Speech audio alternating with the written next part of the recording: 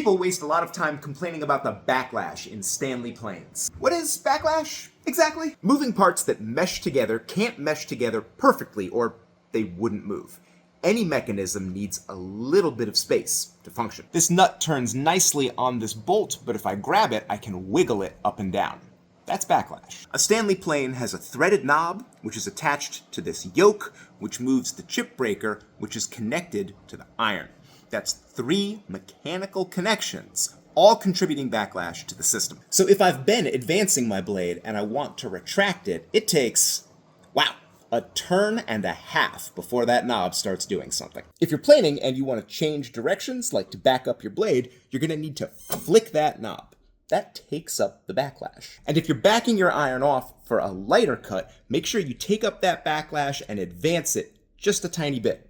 Otherwise, the backlash can let the blade come back up into the plane.